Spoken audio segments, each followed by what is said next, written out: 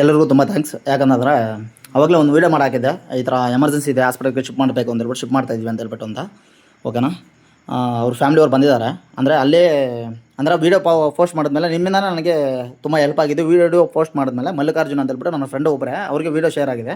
ಅವ್ರ ಮನೆ ಪಕ್ಕದಲ್ಲಿರೋವಂತೆ ಅವರು ಬಂದಿದ್ದಾರೆ. ಅವ್ರ ಫ್ಯಾಮಿಲಿ ಎಲ್ಲ ಬಂದಮೇಲೆ ಅವ್ರನ್ನ ಹಾಸ್ಪಿಟಲ್ಗೆ ಮೆಡಿಕಲ್ ಕಾಲೇಜಿಗೆ ಶಿಫ್ಟ್ ಮಾಡ್ತಾಯಿದ್ದಾರೆ.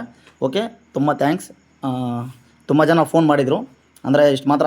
ಅಂದರೆ ಇನ್ನೊಂದು ನಾನು ಏನು ಹೇಳೋದು ಏನು ಅಂತ ಇಷ್ಟಪಡ್ತೀನಿ ಅಂತಂದರೆ, ಗಾಡಿಯಲ್ಲಿ ಎಲ್ಲಾದರೂ ಹೋಗ್ತಾ ಇದ್ದಾಗ ಸ್ವಲ್ಪ ಹುಷಾರಾಗಿ ಹೋಗಿ ದಯವಿಟ್ಟು. ಯಾಕಂದರೆ ಯಾವ ಟೈಮಲ್ಲಿ ಏನಾಗುತ್ತೆ ಅಂತ ಹೇಳ್ಬಿಟ್ಟು ಗೊತ್ತಿರೋಲ್ಲ. ಓಕೆನಾ. Thank you so much.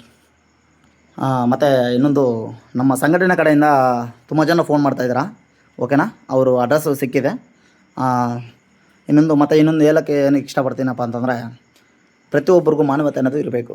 ಯಾಕೆ ಅಂತಂದರೆ, ಇವಾಗ ತಾನೇ ಅಲ್ಲಿ ಆ ಥರ ಇನ್ಸಿಡೆಂಟ್ ಆಗಿದೆ. ಹತ್ರ ಒಂದು 30-40 ಜನ ಇದ್ದಾರೆ. ಒಬ್ಬರು ಒಂದೇಗೂ ಬರ್ತಾಯಿಲ್ಲ. ಯಾಕೆ ಅಂತಂದರೆ, ಅವ್ರಿಗೇನಾದರೂ ಹೆಚ್ಚು ಕಮ್ಮಿ ಆಗುತ್ತೆ, ಪ್ರಾಣ ಹೊರಟೋಗುತ್ತೆ, ನಮ್ಮ ಮೇಲೆ ತಲೆ ಮೇಲೆ ಬರುತ್ತೆ ಅಂತ ಹೇಳ್ಬಿಟ್ಟು ಹೇಳ್ತಾಯಿದ್ದಾರೆ. ಫಸ್ಟು ಪ್ರಾಣ ಉಳ್ಸೋಕೆ ನೋಡಿ. ಪ್ರಾಣ ಹೋಗುತ್ತೋ ಇಲ್ಲೋ ಮತ್ತೆ ನೋಡ್ಕೊಳ್ಳೋಣ. ಓಕೆನಾ. ಪ್ಲೀಸ್.